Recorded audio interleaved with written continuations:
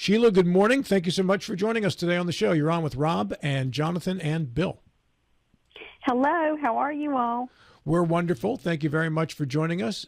Shelia, let's talk here for a moment about, first off, the reason to proclaim March as Problem Gambling Awareness Month. How big of a problem is gambling? Well, we've been partnering with the National Council on Problem Gambling for, since our existence, basically 25 years, with March as Problem Gambling Awareness Month. And, of course, the reason that they chose that was because this is March Madness, so it's a month typically associated with gambling. Mm-hmm. You are the Director of Marketing and Communications for First Choice Services. You run the 1-800-GAMBLER program. How does that connect in with the actual telephone line itself? You folks operate that? Is that how that works? We do. So 1-800-GAMBLER is the national helpline for problem gambling. So wherever you're at, when you call that number, according to your area code, it's going to go to the call center that answers for you. So here in West Virginia, our call center is in Charleston, although we have treatment and counselors statewide. So if you have a West Virginia area code, you're going to get one of us, a real live person, by the way, not a chat bot, not an AI bot that a lot of behavioral health companies seem to be going towards. Any idea what the participation rate is in gambling now that it's so much easier to do because you can just download an app on your phone and you can literally bet about anything that's going on, especially with sports? I bet Bill leaves at 9:30. I'll double that. It definitely has increased, certainly. I mean, studies have always shown that the majority of people take part in some type of gambling. I think what's really changed is sort of maybe the frequency, whereas people used to say, well, I'm going to buy, a lottery ticket every week or something. Now you have people with obviously their phones in their pockets walking around just betting on a daily basis. How dangerous is gambling, especially among the young male population? I saw a feature that was done, maybe 60 Minutes within the last year or so, that discussed the issues a lot of males, especially young males, are running into with the ease of gambling on their phones. It's been a really big demographic shift for us. For many years, most of our callers, I would say, we got more women and more tended to be middle-aged. Most of them were playing at the slot machines or the video poker parlors, and we still get those. However, we are now getting far more males. I think it's running like 70%. And young people, I used to say young people aren't going to call us, the under 25 crowd, call a helpline, but I was wrong. It's really increased dramatically in the last year. And I'll tell you what, just go out and talk to any group of young men and ask them if they're betting. I mean, it used to be this was something it would be pretty unusual to get a group all admitting that they're gambling or, maybe we go to the casino. But now I think any young male group that you get with, most of them are going to tell you that they're betting on a regular basis, probably on their phones. What are they seeking, Shelia? Are they in over the head with the debt? Are they trying to find some way to get out of the debt? Or are they just generally concerned that they're gambling too much? Well, a lot of times people call us because they have pressure, so not uncommon at all for someone to have a wife or a girlfriend or, a parent, a child, someone who is in their life saying, hey, you're gambling all the money away, you're not paying the bills, or you're spending our retirement or my college fund, and saying you need to get some help or else.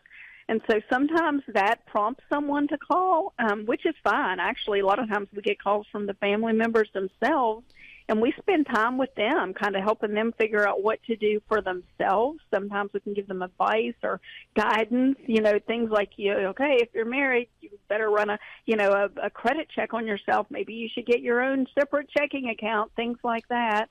So that's definitely a big motivator. The other thing we get, a lot of times people call when they get in trouble. I mean, I can't tell you how many calls we've gotten over the years where people, you see these headlines, people that embezzle money from the PTA or the Little League, and how often that is gambling related. So they're maybe pushed into a corner legally and need to call. Or their job, spending way too much time or money with their job, saying you better get some help or don't come back. So sometimes it's pressure, but sometimes, like you said, it's just someone deciding that, this is out of control for them and they need some help to cut down or stop. What services? Excuse me, John. What service do you provide? Obviously, hand holding, but do you give them guidance on where they can go for relief, either in over the head with debt, or just to get rid of the habit? What guidance do you give? I like that, hand holding. That's good. Yeah. Yes, we do that. We have we have counselors. We have folks that we've trained pretty specifically in how to help people stop gambling. We've got about 40 of these counselors statewide. So when people call us, we make an appointment, and it's free, so we pay for that for them to get in with the counselor. It could be in person or telehealth, and we have a couple right there in person in the Eastern Panhandle as well, so they can do that. They can go to support groups, so we have some of those throughout the state. Some of them are online. We have once a year we do a retreat, which is like a big event for anybody who's called us to come together for 2 or 3 days and have some fellowship with other people who have this addiction and get some education, relapse prevention, that sort of thing. We have something new called GamBan. It's a partnership we have.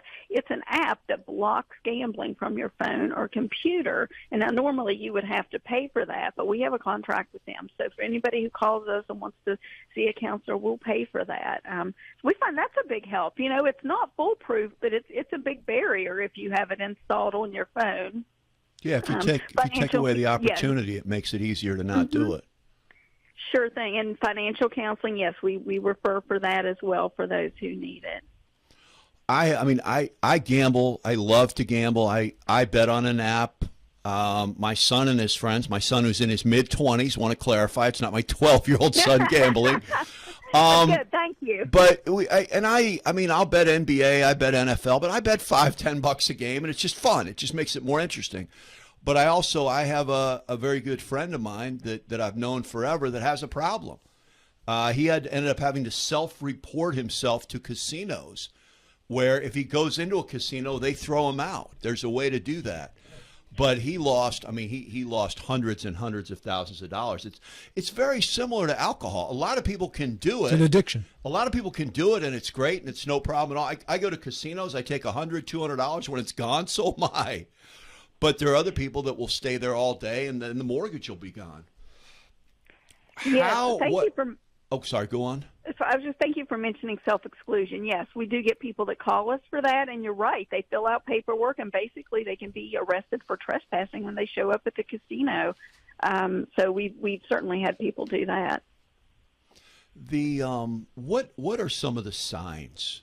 What are some of the signs you see, or signs people who are gambling should look out for in their family, their relatives, friends that show that, hey, maybe there's a problem?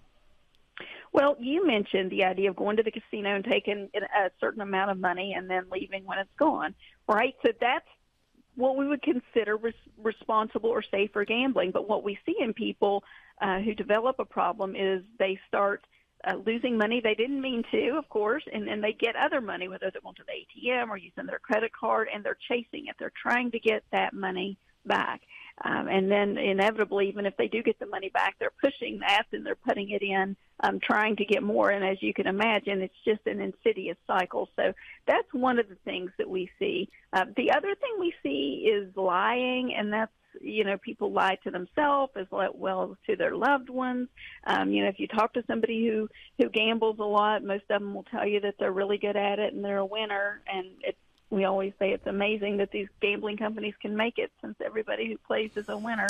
The only person who's a winner truly in the gambling business are the gambling companies. I always tell I have 2 sons, and my youngest son had his bachelor party in Las Vegas, and I said, you see those big buildings and all those lights? They didn't build those because they're losing money. Yeah, just remember that. Yeah, sure. You see in the advertisements, you see quite a lot of that, and obviously that's, there's a way that they're paying for that. So, certainly true. Shelia Moran is our guest, First Choice Services, and the 1-800-GAMBLER line if you're having some problems. Shelia, what is the best way to access you when there is a problem, and how do you get the word out to people so they're aware of the 1-800-GAMBLER line? Well, the easiest way to reach us, of course, is calling 1-800-GAMBLER. Now, I know a lot of people hesitant about making a phone call these days, so you can text that number as well, or you can go to our website, 1-800-GAMBLER.net, and there's a chat icon there, and you'll be talking with the same people who are answering the phone. How are you funded? How do you get to pay for all this?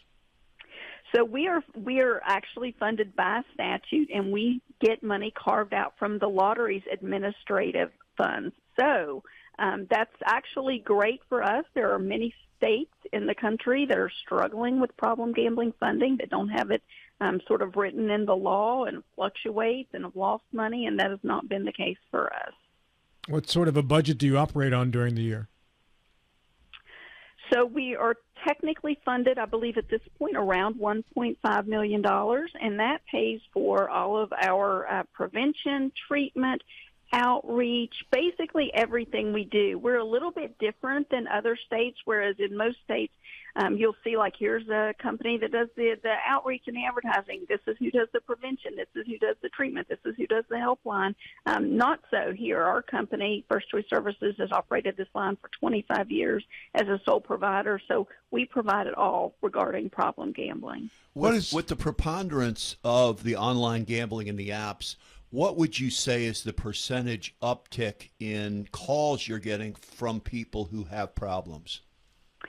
Just this last year, calls doubled, and that was really significant. So when I say calls, yes, some people say, are those real calls? Some of our calls are people who are calling the wrong number or think they're calling the casino. But what was significant? Even worse. Yeah. Can I get some action? We get that because, we used to say gambling problem, and that would be on all of our billboards. And so literally people would think, oh, gambling problem? Sure, I'm locked out of my account, or I can't figure out how to bet this parlay. I have a problem. So, sure, we get those. However, last year our real calls, like people who are calling saying they need addiction treatment, doubled. And so that's the first time I've seen such a dramatic increase. How do we compare to other states? It's a very similar trajectory. When you look around as far as calls, they have been going up nationwide. And as far as gambling, we tend to have a little bit more gambling than other states. We're still one of the few states that have video poker parlors in communities. Most states now have sports gambling. iGaming is a little new. That's certainly spreading, but we were, I believe, one of the first to get that. So we tend to have a little more expanded gambling than some other states, but the others are catching up. What is iGaming? What is that?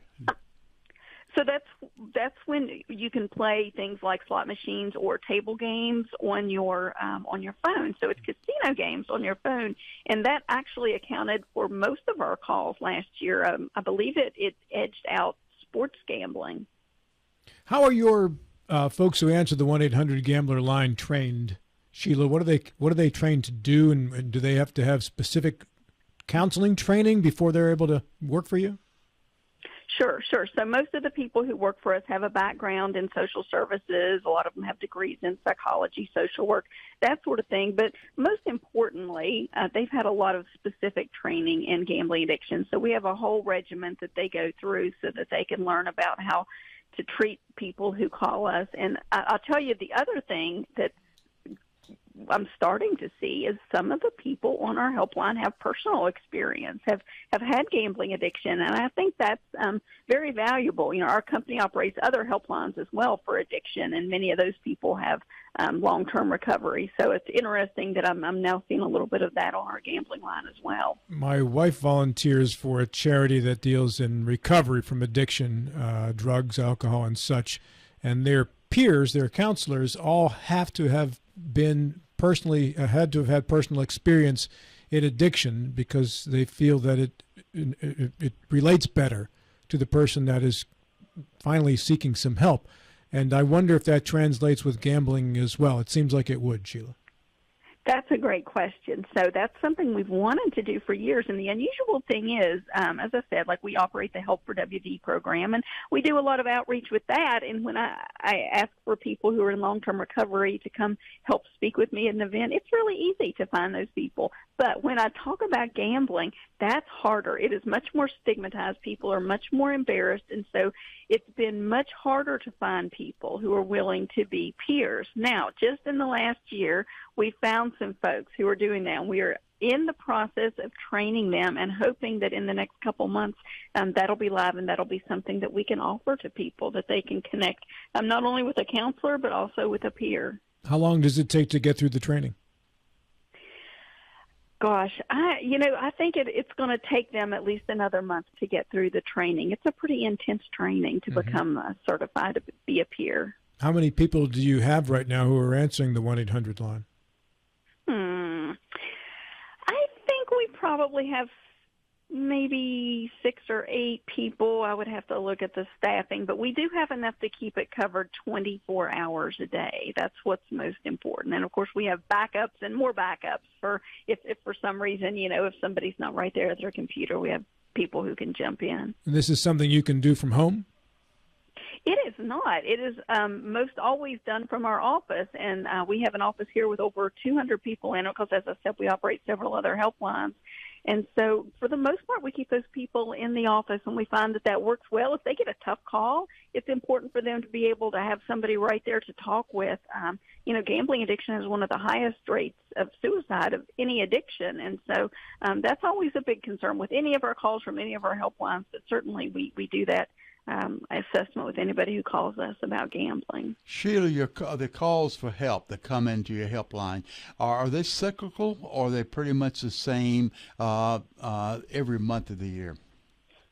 They're pretty similar. March does tend to be our highest month. I don't think it's necessarily because of the tournament. I think it's a little bit more because we do more outreach. For instance, today is Gambling Disorder Screening Day, so we have people out all over, talking, offering surveys, screening people, and so, some of those people might turn into helpline calls, and we do events all month long to highlight gambling addiction. What would you say if you had, a 12, 14, 15-year-old kid who you discover they've got one of the gambling apps on their phones? What would you say to a parent? What should they say to their child?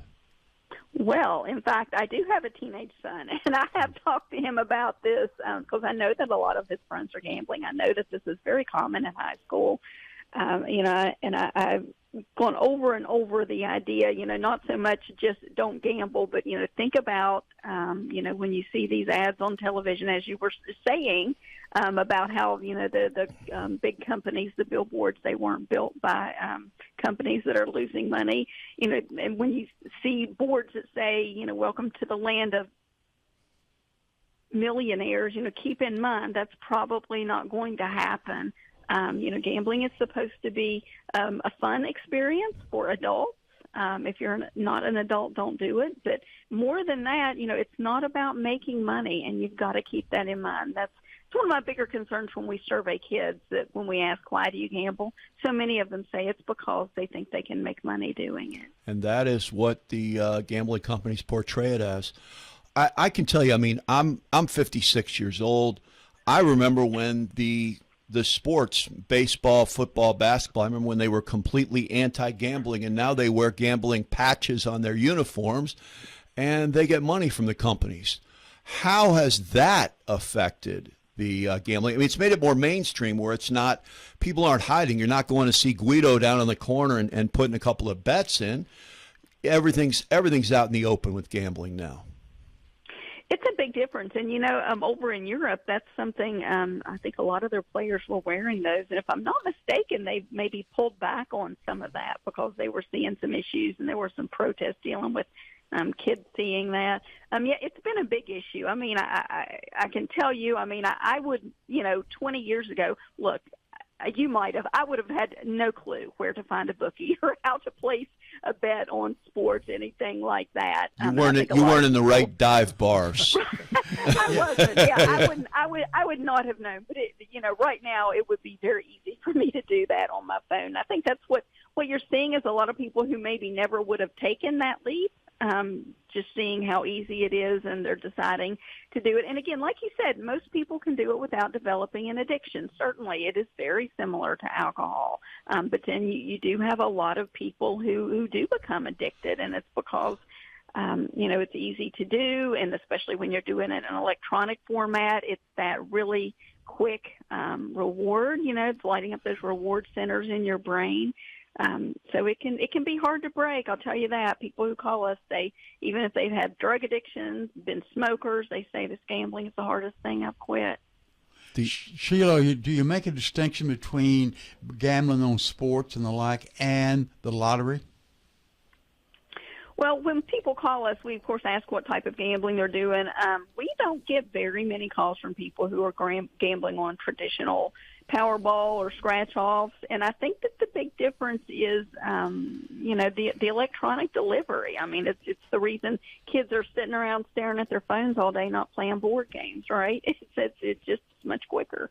Sheila, we are just about out of time. One more time, if you could, the ways to contact you folks, the various means for 1-800-GAMBLER. Yes, please. 1-800-GAMBLER is 24/7. Live people answer that. You can also text that number. Or you can go to 1-800-GAMBLER.net, and you can chat with us live, and we can help. And you can be completely anonymous to reach out to us. Well, I appreciate the information today. Very well timed, too, with March Madness. I'm sure there's a lot of action going on this month, and you would caution people to make sure you're betting for fun and not as a way of making a living. So thank you so much, Sheila. Appreciate your time this morning. Hey, thanks for having me. Thank you, Sheila. Have a great day. Thanks, Sheila. Bye-bye.